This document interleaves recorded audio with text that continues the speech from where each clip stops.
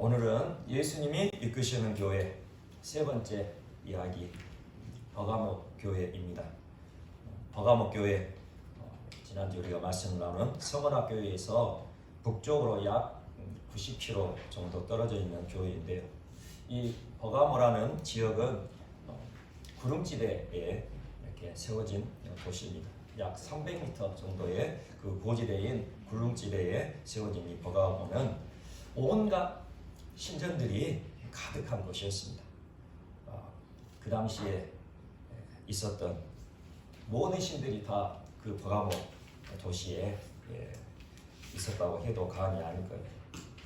제우스 신이 있었고, 그리고 지혜와 예술의 신 아테네 신이 있었고, 바다의 신 포세이돈이 있었고, 또 우술 의학의 신인 아스클레피오스가 있었고, 그리고 농업과 결혼의 신 데메테르, 그리고 또 술의 신 디오니소스, 이런 당시의 온갖 신들이 이 버가모 도시에서 중요한 숭배의 대상으로 자리 잡고 있었다는 거예요.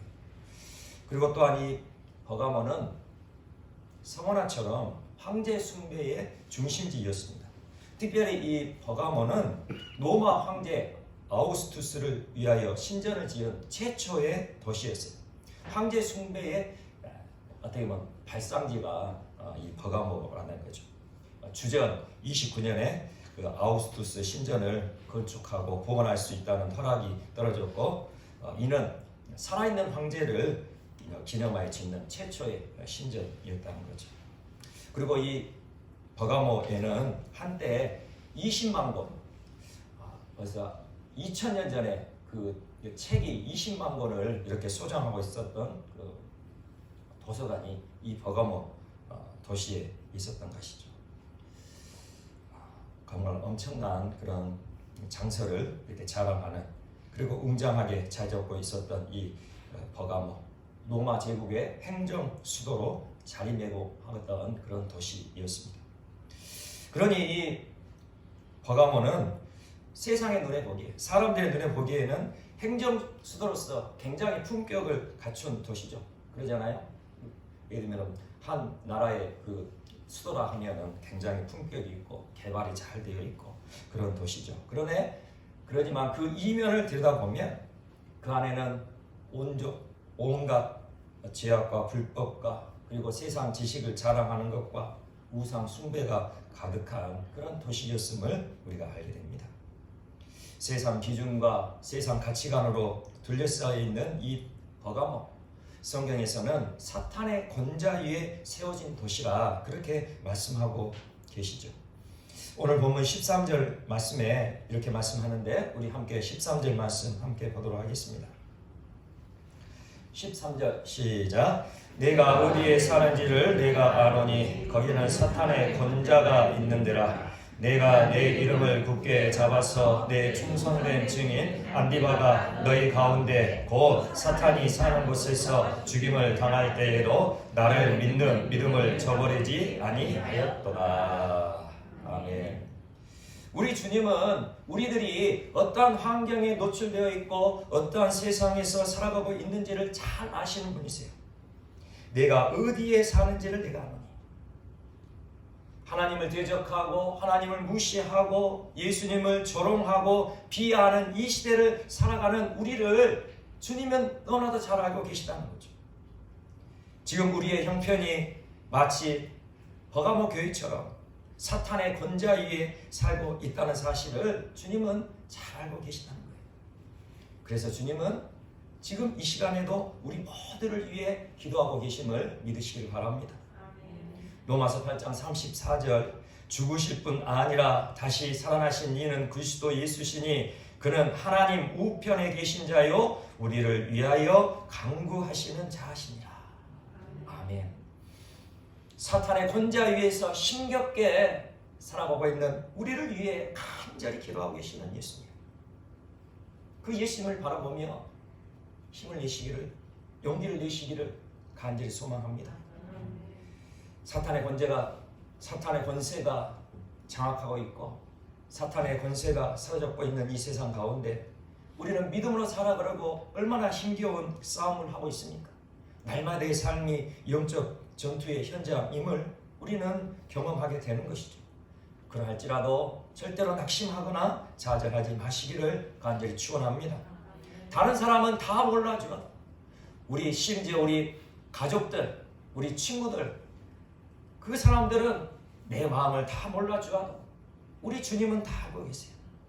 우리 주님은 나의 형편, 나의 상황, 나의 마음을 다 아시고 나를 위하여 지금도 간절히 기도하고 계시고 믿음으로 승리하기를, 믿음으로 온전히 세워지기를, 그렇게 우리에게 힘과 용기를 주고 계심을 믿고 날마다 담대하게 나아가시는 우리 모두가 되시기를 간절히 소망합니다. 그렇다면 사탄의 권자가 있는 이 세상 어떤 것일까요? 사탄의 권자가 있다 그렇게 말씀하고 있는데, 권중 공세를 잡고 있는 사탄이 완전히 장악하고 있는 세상, 바로 그것을 말씀하고 있죠. 정치, 경제, 문화, 교육, 예술, 세상의 모든 영역에서 원수 마귀는 매캐한 연기를 내뿜어 사람들의 영혼을 질식시키려 하고 있다는 거죠. 신앙의 영역도 마찬가지입니다.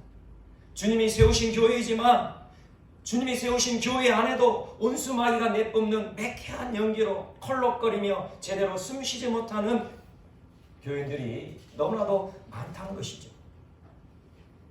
교회가 붙들어야 할 진리가 교묘하게 세워된 비진리로 몸살을 앓고 있다는 것입니다. 진리가 비진리로 교묘하게 둔갑해 버린 상황.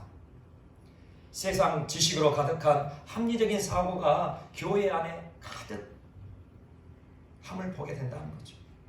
세상의 가치를 융통성과 유연성으로 가장한 왜곡된 믿음이 교회 안으로 밀려 들어오고 있다는 거예요. 발람의 교훈, 니골라당의 교훈이 교회 안으로 새어 들어오고 있다는 사실을 우리는 분명히 알아야 합니다. 지금은 연탄을 이렇게 사용하신 분이 거의 없지만 제가 학교 다닐 때만 해도 연탄 보일러를 많이 쓰셨죠. 그래서 한겨울이 되면 꼭 뉴스에 이렇게 나오는 안타까운 소식이 연탄가스 중독으로 한 가족이 이렇게 사망했다. 그런 참 슬픈 소식들을 많이 듣게 됩니다. 연탄가스 참 무서운 거죠. 그 방구들에 조그만 틈이 있으면 그 틈으로 그 일산화탄소가 새어들어서 편히 잠자고 있는 그 순간에 그 영혼을, 그 사람을 죽이는 것, 바로 연탄가스죠. 바로 이와 같이 교회 안에 그 비진리, 거짓 진리가 그렇게 새어들고 있음을 우리는 알아야 된다는 것입니다. 그렇지만 이렇게 사단의 막강한 권세 아래에서 예수 그리스도의 이름을 붙들고 우상 숭배의 중심지에서 믿음을 지켜내고 신앙으로 살아내려는 믿음의 투쟁이 버가모 교회에 있었다고 또한 말씀하고 있습니다. 우리 주님은 그것을 칭찬하고 계세요. 충성된 증인 안디바가 순교를 당했어요. 그렇게 순교를 당할 때에도 버가모 교회 성도들이 주님을 믿는 믿음을 저버리지 않았다. 그렇게 칭찬하고 계시다는 거죠. 버가모 교회의 안디바, 어떤 이들은 안디바가 그 버가모 교회에 말씀을 전하는 목회자였다라고도 하는데 정확히 안디바가 어떤 그 위치에 있었던 사람인지는 모릅니다. 그러나 버가모 교회의 안디바는 황제 숭배의 그 극심한 자리에서 주님의 이름을 부인하지 않고 끝까지 순결한 믿음을 붙잡은 참된 신자이었음은 분명하죠. 안디바는 주님의 이름을 끝까지 붙들었던 참된 신자이었던 것입니다. 안디바는 기독교의 진리를 분명히 붙들었던 성도이었다는 거죠. 우리가 붙들어야 할 진리는 무엇입니까? 우리가 붙들어야 할 기독교의 진리, 예수 그리스도께서 나를 위해 십자가에 피 흘려 죽으시고 예수 그리스도께서 나의 죄를 대신 감당하시고 십자가에 피 흘려 죽으시고 다시 살아나신 하나님의 아들이심을 분명히 붙드는 믿음, 바로 그것이 기독교의 진리를 붙드는 믿음이죠. 그리고 그 예수님이 나의 주님이심을, 내 인생의 유일한 주인이심을 그렇게 고백하면서 예수님을 내 마음속에 모셔드렸다면 내 인생의 주님께 순종해야 한다는 진리를 또한 우리는 붙들어야 된다는 것이에요.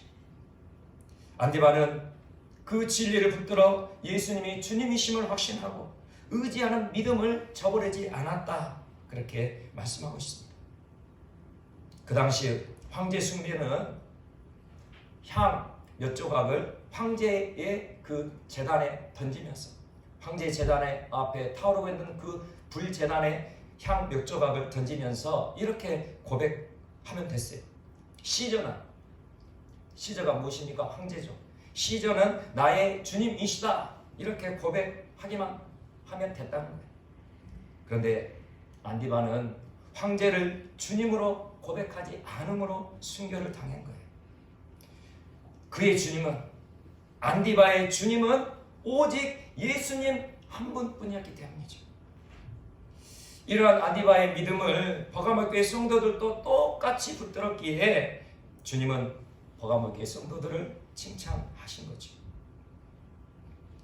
내가 내 이름을 굳게 잡아서 내 충성된 증인 안디바가 너희 가운데 곧 사탄이 사는 곳에서 죽임을 당할 때에도 나를 믿는 믿음을 저버리지 아니하였도다.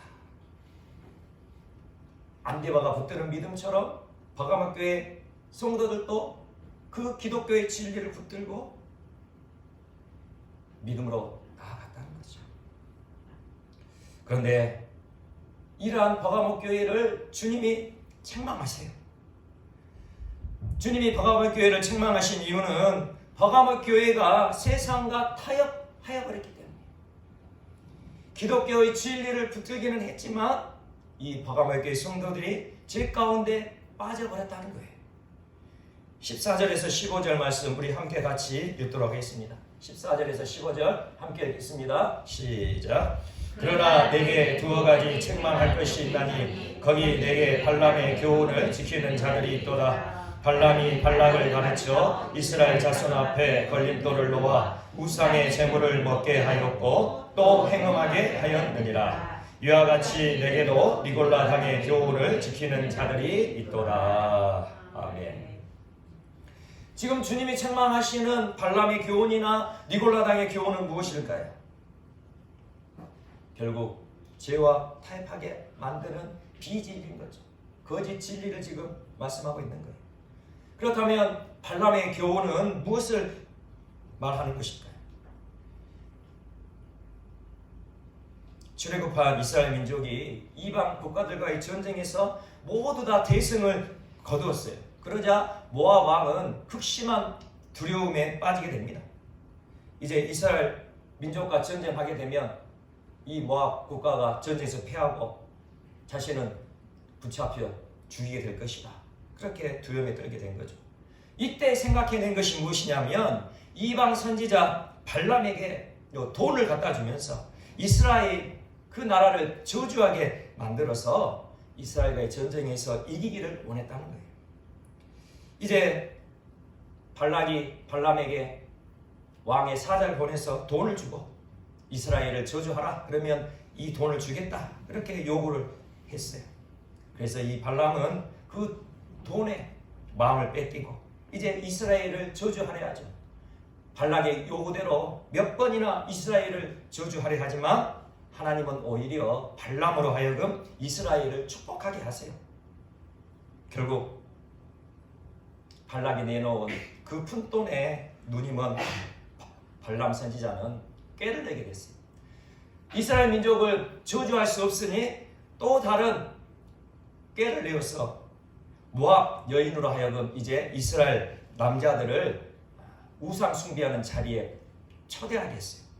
우상 숭배하는 그 신전에 이스라엘 남자들을 초대하고 거기서 우상을 섬기게 하고 거기서 음란한 일들을 벌이게, 음행을 저지르게, 죄를 짓게 만들어 버렸다는 겁니다. 그러니 지금 말씀하는 발람의 교훈이란 하나님의 자녀들을 가증한 죄 가운데로 빠뜨리는 거짓 진리를 지금 말씀하고 있는 거죠. 또한 니골라당의 교훈도 마찬가지입니다. 초대교회에서 주님의 일을 맡기기 위하여 7 집사님을 세웠어요. 그 7 집사님 중에 안디옥 사람이었던 니골라도 일곱 지사님 중에 한 분으로 그렇게 세웠죠.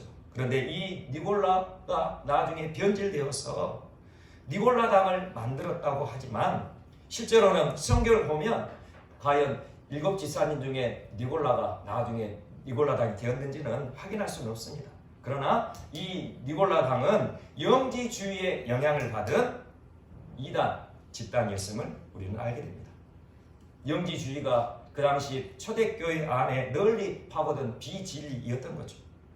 이 영지주의는 무엇입니까? 우리 육신은 악하다는 거예요. 우리 육체, 우리 육신은 악하고 우리의 영은 원래 거룩한 것이니까 육적으로 죄를 범하여도 영적으로는 전혀 영향을 받지 않는다.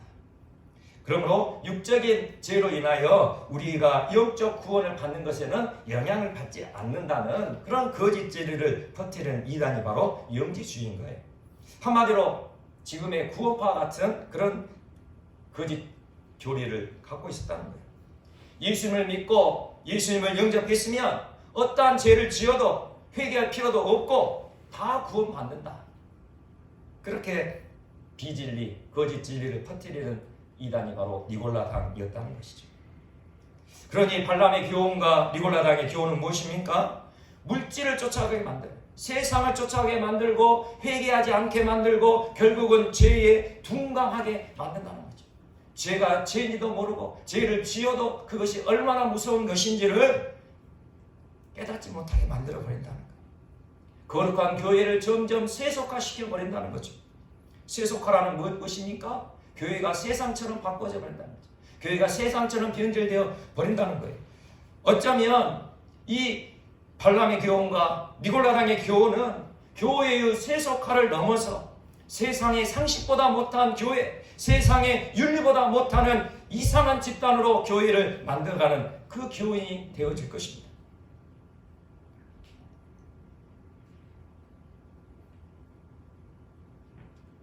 우리가 비진리, 거짓 진리를 분별하지 못하고 거짓 진리를 따라가면 비진리를 따라가면 세상보다 못한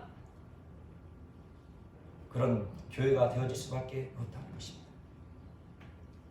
하지만 우리가 알아야 하는 것은 하나님에게서 난 자는 예수님을 주님으로 섬길 뿐만 아니라 예수님의 빛 가운데 거하는 삶을 살아가야 한다는 진리인 것입니다. 우리가 예수님을 믿고 예수님을 나의 주님으로 영접하였다면 그렇다면 반드시 우리는 예수님의 빛 가운데 거하는 삶으로 우리의 믿음을 증명해야 된다는 거예요. 그렇게 될 수밖에 없다는 거죠. 우리가 증명하고 싶어서 하는 것이 아니고 예수님이 내 안에 오시면 내 안에 오신 예수님으로 우리의 삶이 그대로 세상 가운데 빛으로 드러나게 된다는 것이에요. 그렇지만 우리가 거짓 진리에 빠져들고 비진리 가운데 참으로 우리가 휩싸여 있고 죄에 빠져 있다면 가장 먼저 해야 할 일은 무엇일까요? 거짓 진리 가운데 비진리 가운데 내 마음이 휩쓸려 가고 있다면 그래서 죄 가운데 빠져 있다면 가장 먼저 해야 할 일 회개하라 그렇게 말씀하시죠. 왜 회개해야 합니까? 회개하지 않으면 반드시 주님의 심판이 우리에게도 임할 것이기 때문입니다. 16절 말씀 또 한번 같이 보도록 하겠습니다. 16절 시작. 그러므로 회개하라. 그리하지 아니하면 내가 내게 속히 가서 내 입의 검으로 그들과 싸우리라. 아멘. 지금 주님이 선포하셨어요. 회개하라. 그리하지 아니하면 내가 내게 속히 가서 주님이 너에게 속히 가서 주님의 입의 검으로 그들과 싸우리라. 너희들과 싸우겠다. 비진리에 빠져있고 거짓 진리에 빠져있어 죄에 파묻혀 있는 그들과 예수님이 싸우시겠다. 그렇게 말씀하고 계십니까? 얼마나 두려운 일입니까? 내 입의 검으로 그들과 싸우리라. 주님이 선포하시는 입의 검 무엇을 의미하는 것일까요? 오늘 12절 말씀을 보게 되면 버가모 교회에 말씀하시는 주님이 어떤 분이신지를 말씀하고 계시죠. 뭐라고 말씀하십니까? 버가모 교회의 사자에게 편지하라. 좌우에 날성검을 가지신 이가 이르시되. 아멘. 좌우에 날성검을 가지신 이 바로 주님의 다른 이름입니다. 요한계시록 1장 16절에서도 동일하게 예수님이 어떤 분이신지를 말씀하고 있는데 이렇게 말씀하고 있죠. 그의 오른손에 7뼈이 있고 그의 입에서 좌우에 날성검이 나오고. 예수님의 입에서 좌우에 날성검이 나오고, 예수님의 입에서 좌우로 우로 2개의 날성검이 나오고 있다는 거예요. 성자 어거스틴은 이 좌우의 날성검을 신약성경과 구약성경이다 그렇게 해석하였습니다. 예수님의 입에서 나오는 건 그러므로 선포되시는 진리의 말씀임을 우리가 분명히 알게 되죠. 성경에서도 분명히 이렇게 말씀하고 있습니다. 히브리서 4장 12절 하나님의 말씀은 살아있고 활력이 있어 좌우의 날선 어떤 검보다도 예리하여 혼과 영과 및 관절과 골수를 찍어 쪼개기까지 하며 또 마음의 생각과 뜻을 판단하나니. 아멘. 살아있는 하나님의 말씀이 좌우의 날선 어떤 검보다도 예리하다는 거죠. 이 세상에 있는 어떤 예리한 검보다도 그 날선 말씀의 검으로 우리와 싸우신다면 과연 누가 그 말씀의 검 앞에 제대로 서 있을 사람이 있겠습니까? 말씀의 검으로 찾아오신 예수님이 버가모 교회를 책망하시듯 지금 이 자리에도 말씀의 검으로 오신 예수님이 함께하고 계심을 믿으시길 바랍니다. 회개하지 않는 모든 죄는 주님이 선포하시는 말씀의 검으로 심판받게 될 날이 반드시 올 것입니다. 그러므로 탐심, 음란, 거짓, 위선, 미움 등 우리 안에 있는 모든 죄들이 주님의 말씀, 그 말씀의 검에 의하여 꼬꾸라지는 심판의 날이 오기 전에 우리는 회개해야 하는 것이, 회개하라. 주님이 그렇게 말씀하셨던 것처럼 말이죠. 진리의 터와 기둥 위에 우리의 믿음을 세워야 하는 것이에요. 모든 비진리와 모든 거짓 진리를 분별하여 주님이 주시는 참된 진리를 지키고 붙들어야 할 것입니다. 그렇다면 우리가 진리를 지키려면 어떻게 해야 합니까? 진리의 기둥과 진리의 터 위에 우리의 믿음을 세우려면 어떻게 할까요? 주님이 세우신 교회는 결코 거짓 위에 세워질 수 있는 교회가 아닙니다. 주님의 교회는 결코 거짓 진리 위에 세워질 수 없는 교회임을 우리는 알아야 되는 거예요. 그러니 우리는 진리를 지키고 진리를 붙들어야 되는 거예요. 이 자리에 함께하는 우리 모두가 진리를 붙들고 진리를 지켜야 우리 사랑의 교회가 진리 위에 세워지는 교회, 예수님이 이끄시는 교회가 될 줄 믿습니다. 한국 예수 전도단을 설립하신 오대원 선교사님의 간증인데요. 오대원 선교사님은 미국 분인데요.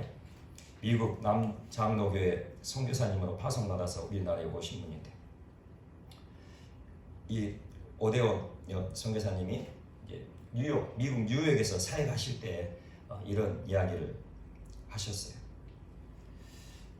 뉴욕에 사는 한 여학생이 이제 고등학교를 졸업했는데 좀 잘못된 길로 빠져서 알코올 중독이 되었고 또 마약까지 그렇게 중독되었어요.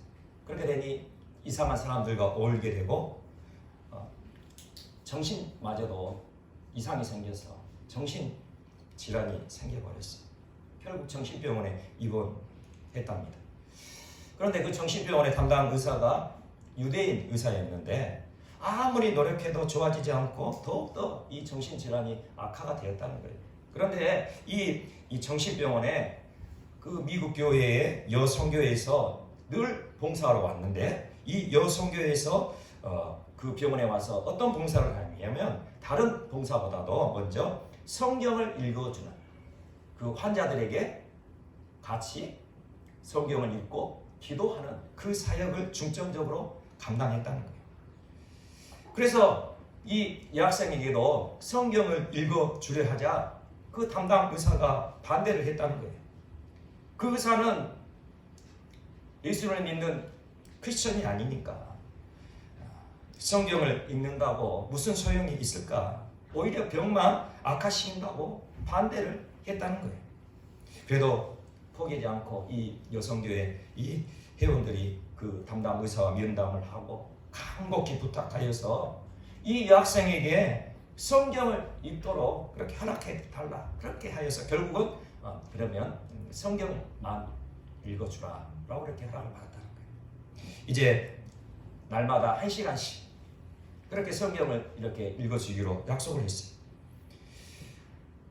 처음에는 가서 성경을 읽어주는데 그 여학생 성경이 뭔지 성경 말씀이 무엇인지 알겠습니까?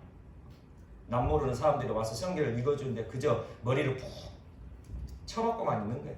그냥 아무 말 않고 그냥 듣고만 있어도 참 감사할 일이죠. 그렇게 3개월 동안 성경을 읽었어요. 그리고 한 분은 성경을 읽고 다른 분들은 그 여학생을 위해서 계속 기도를 하고 있었죠. 그런데 4개월이 지나고 나니까 이 여학생이 이제 머리를 조금 들었다는 거예요. 성경 말씀을 읽고 있는데 이 여학생이 푹 숙이고 있는 그 머리를 들더니 성경 말씀을 읽는 그 여성교 회원을 바라보기 시작했다는 거죠. 이제 5개월이 지나고 나니까 이 말을 하기 시작했다는 거예요. 그 여성교 회원들이 이제 말씀을 읽고 난 다음에 어떤 질문을 하면 그 질문에 간단하게 대답을 하고 대화를 나누고 그리고 6개월이 지나고 나니까 이 정신질환이 완전히 나아버렸다는 거예요. 이제 완전히 정상적인 사고를 하고 병이 나았어요. 그래서 이 놀라운 소식을 담당 의사에게 전하고 담당 의사가 이제 모든 그 정신 그 질환에 대한 검사 조사를 다 하고 나니까 정말로 이 정신 질환이 깨끗하게 나와버린 거예요. 그래서 퇴원을 하게 되었고 그리고 이 여학생은 이제 대학교에 진학을 하게 되었죠. 그리고 자기 자신이 경험했던 그 일들을 인하여 자신의 병이 어떻게 나았게 되었는가를 그가 경험해왔기에 대학교에 들어가서 이제 예수님의 복음을 전하고 전도를 하는데 그때에도 성경을 들고 다니면서 성경을 읽어주었다는 거죠.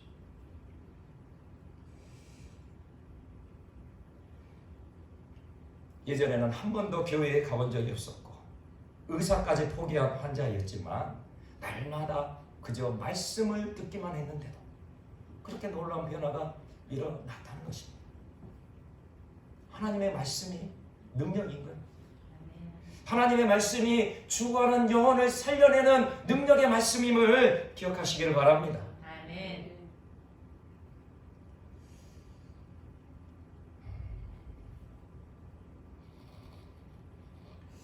우리가 매일 새벽에 성경 말씀을 통독하는데 우리가 이렇게 성경 말씀을 통독하는 이유가 여기에 있는 거예요. 우리의 삶, 특별히 우리의 믿음의 삶 가운데 말씀이 없으면 우리는 믿음을 지켜낼 수도 없고 믿음의 능력을 힘겨갈 수도 없고 우리의 삶을 온전히 이뤄갈 수 없다는 거예요.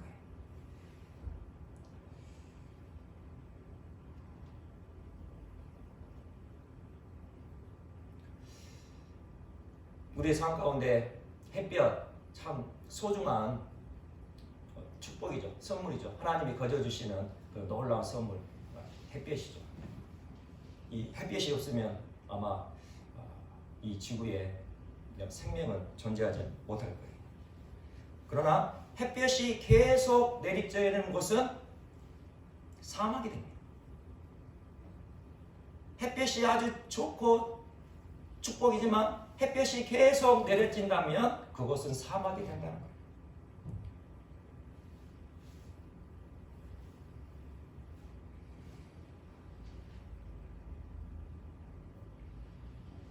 그리고 햇볕이 계속해서 내려쬐는 곳에 아주 아름답게 염색이 된 옷을 한번 걸어 놔보세요. 우리가 빨래를 하지만 그 빨래를 말릴 때 햇볕이 필요하지만 만약 그 빨래한 옷을 한 달 동안 계속 밖에다가 내놨다 생각해 보세요. 그러면 어떻게 될까요? 그 아름다운 그 색은 아주 보기 싫은 색깔로 변색이 되어버리겠죠. 질긴 가죽, 탄탄한 플라스틱, 심지어는 쇠 조각, 그것도 끊임없이 햇볕에 노출되면 어떻게 됩니까?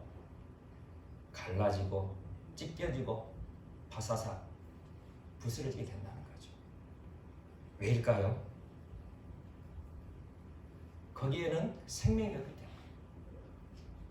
옷에도 생명이 없고 플라스틱에도 생명이 없고 가죽에도 생명이 없기 때문에 햇볕, 그렇게 소중하고 귀중한 축복되는 그 햇빛이 비치면 그렇게 되어버린다는 거죠. 그런데 한번 산에 올라가 보십시오. 산에 올라가 보면 하늘을 향해 쭉쭉 뻗어있는 밤나무들, 그리고 편백나무, 전나무, 소나무 한번 봐보세요. 그 나무들은 어떻습니까? 햇볕을 보고 쭉쭉 잘라요. 그리고 때로는 열매도 맺죠. 왜입니까? 그 나무 안에 생명이 있기 때문에. 오늘 예수님은 버가모 교회에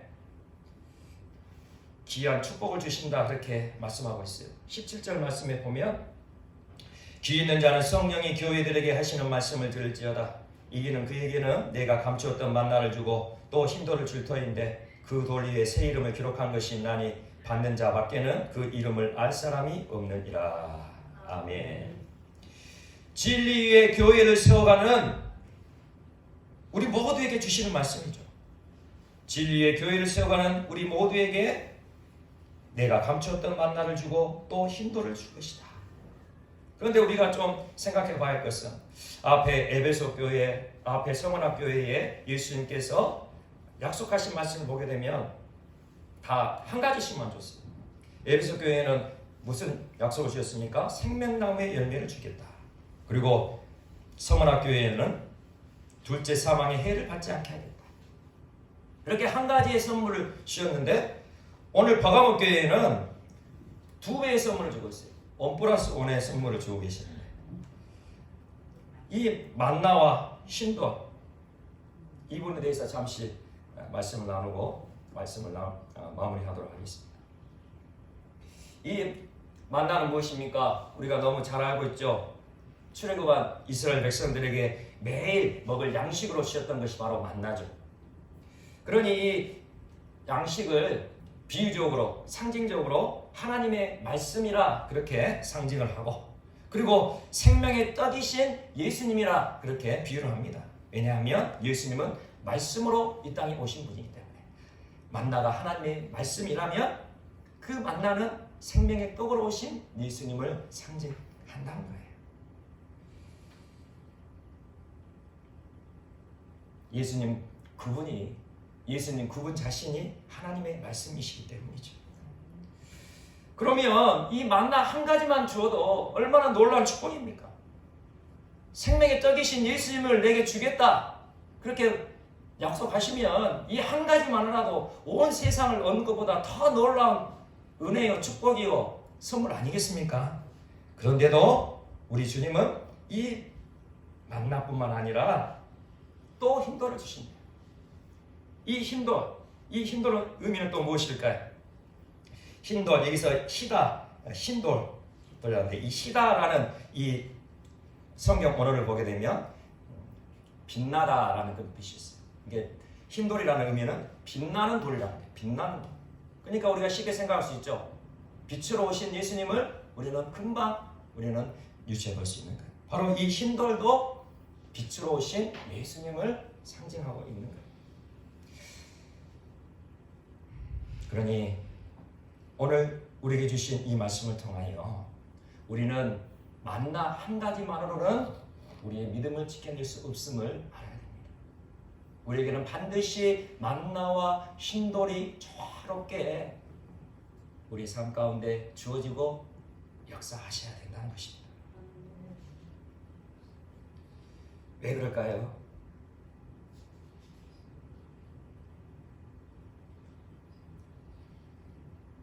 우리가 예수님의 빛 가운데 거하며 예수님의 제자로서 살아가려면 우리 안에 생명이 있어야 된다. 예수님이 빛으로 우리에게 다가오셨지만 예수님의 빛이 때로는 우리에게 해를 주실 수도 있다는 거죠. 어떨 때요?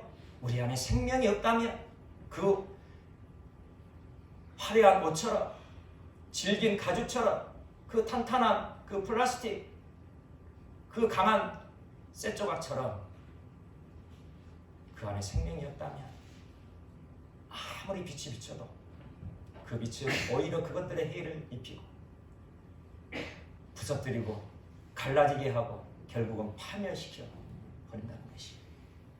그러니 우리 안에는 언제나 만나가 있어야 돼요. 생명의 떡이신 예수님이 늘 우리 안에 있어야 돼요. 하나님의 말씀이 늘 우리 안에 있어야 되는 거예요. 하나님의 말씀이 우리 안에 있을 때 빛 대신 예수님이 임하시면 그 가운데 생명의 역사가 일어나는 거죠.